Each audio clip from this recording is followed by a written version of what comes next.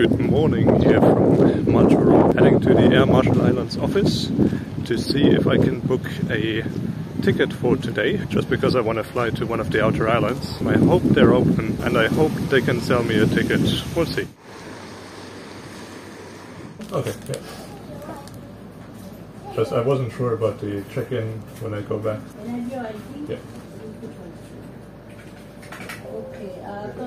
That was easier than expected. It took me just 5 minutes. She was very helpful, very professional.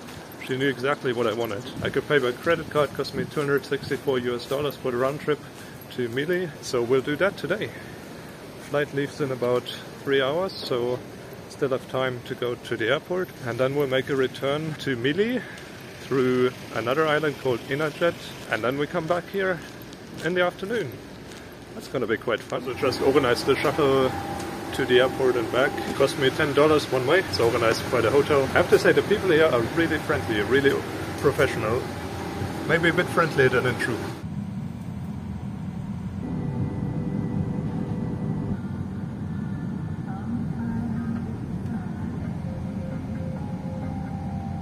Welcome to Majuro Airport again. The drive from the hotel took about half an hour. Yeah, it's not a very fast drive. There's only one road because the island is like only 50, maybe 100 meters wide. So now it's 11 a.m. Flight is supposed to leave at 12:30 a.m. or p.m. Is it p.m.? I don't know.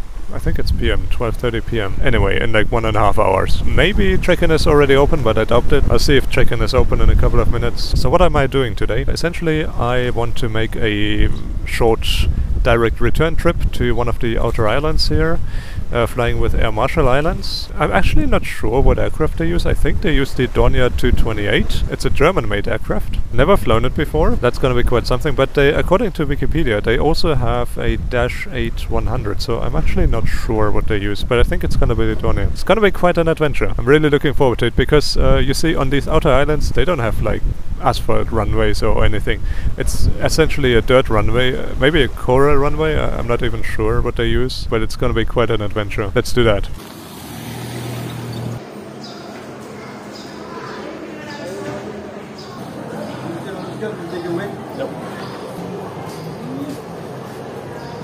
Yeah, all checked in now. They don't give you a boarding pass, they just tell you to wait in like the waiting area. And there's a lot of families traveling actually.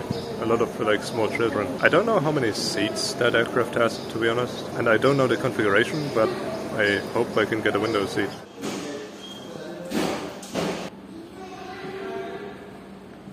Past security now, so even for the small inter-island flights you have to do a security check, but it's very easy. They even let me keep my water bottle. There are like 10 other people on the flight, at least 10 who are sitting here now, and a third of them are like infants or like small children. Majuro Airport itself is very basic, I would say. It doesn't look particularly nice. In the airside area you have like the waiting area, you have a bathroom, and that's pretty much it. Oh, actually there's a shop as well, which is closed now, but I guess for the international flights it would be open. But the airside departure area is very nicely air conditioned, and they do have very fast Wi-Fi as well. Yeah, now just waiting for boarding. Should be in like 10 minutes, 20 minutes, and then we're gonna fly the Dornier 228.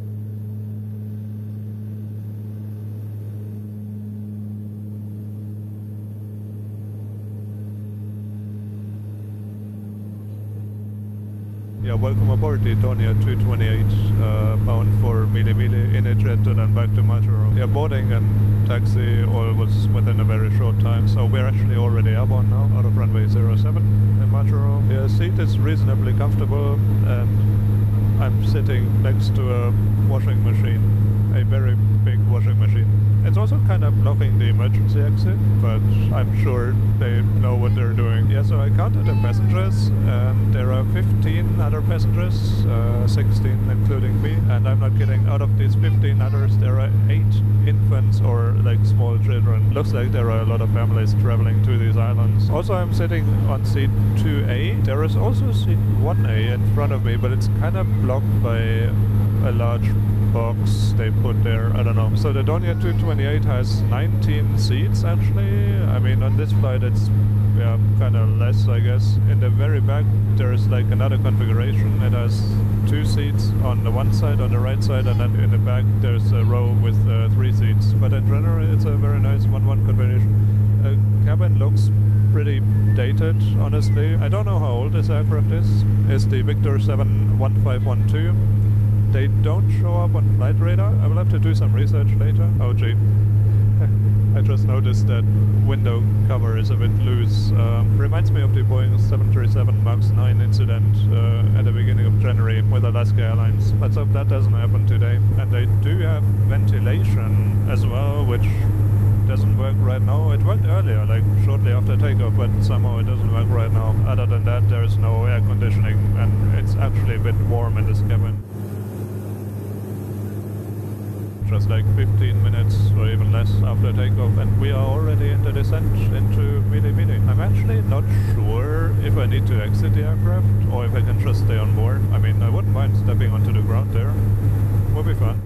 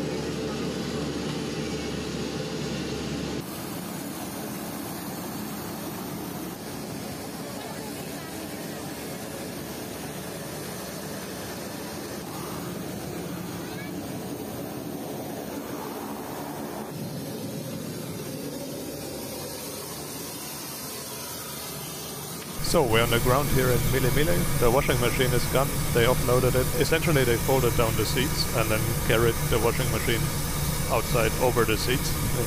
Interesting to watch. Almost all passengers deplaned here. There were only 2 remaining, and then a couple of other passengers are joining here in Mili. I think we're almost ready to go. I just stepped outside for 1 minute, but maybe not longer because the ground time here is really short. Next stop will be Enejet. It's only a very short flight, I think maybe 5 minutes, and then after Enejet it will be back to Majuro.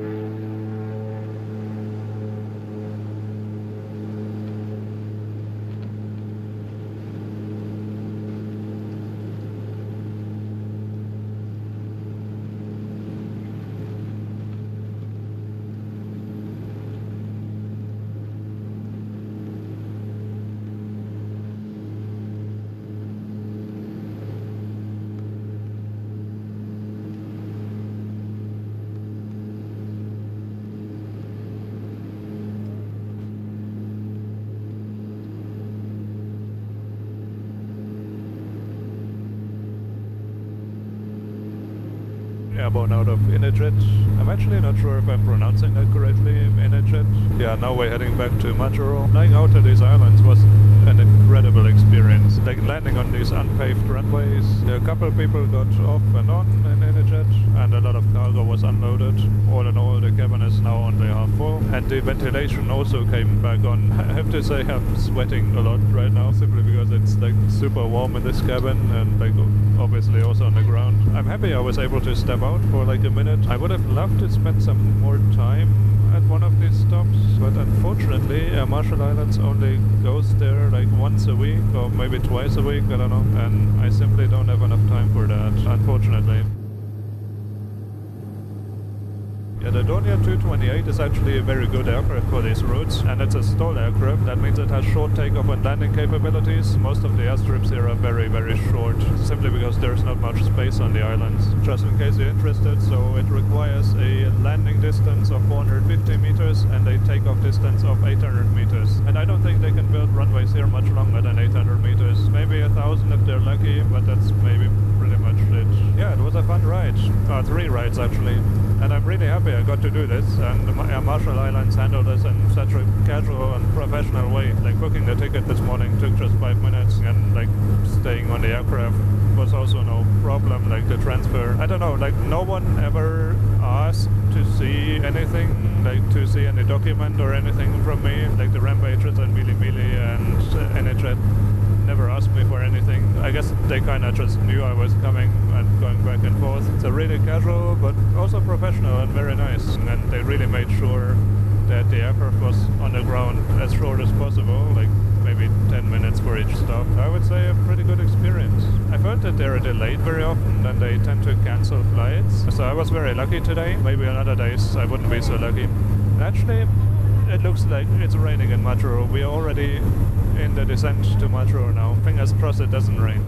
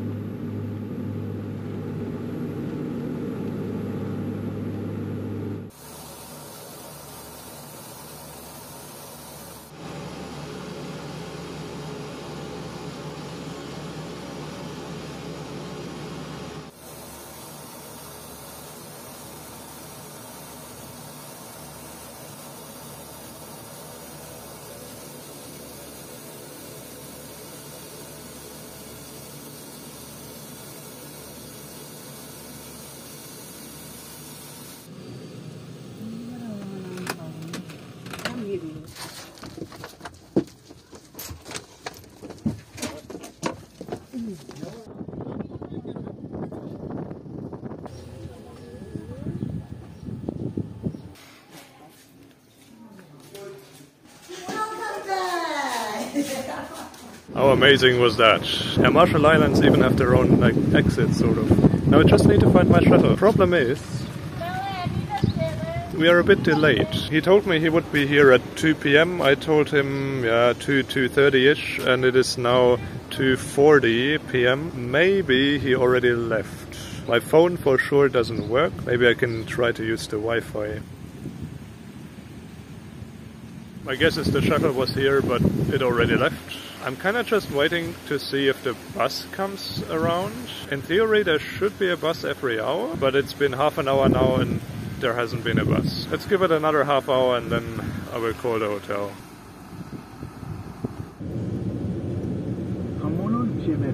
Is that the bus? Or Yeah, this one is for school. Oh, for school. And we're back here at the Robert Reimers Hotel. It was so nice. So apparently the bus doesn't go. Like, I waited there for 1 hour, and then a lady offered me a ride because she was going to town anyway with her kids, and she told me the bus doesn't actually go anymore, or like it goes in the morning when there are flights, but then not anymore. Yeah, and then she offered me a ride, which was super nice, super friendly. Her English was a bit so-so, but on the way she told me a lot about like the island, about Marshall Islands, and at least I got back. Look at that nice like terrace sort of thing with the view of the ocean. I think yesterday it was kind of closed for an event because like it says someone's 70th birthday there, but it's really nice. So I have nothing else to do today. Okay, actually I want to find a bank and see if I can get some Australian dollars, because for my next destination I will actually need Australian dollars. Obviously I shouldn't tell you where I'm going next, because you should subscribe to find out, but if you do a little bit of research where you can go from Majuro and where you need Australian dollars, I'm sure you can find it out. So let's do that, and then in 2 days I will fly to my next destination. Subscribe to find out, and until then, enjoy your travels.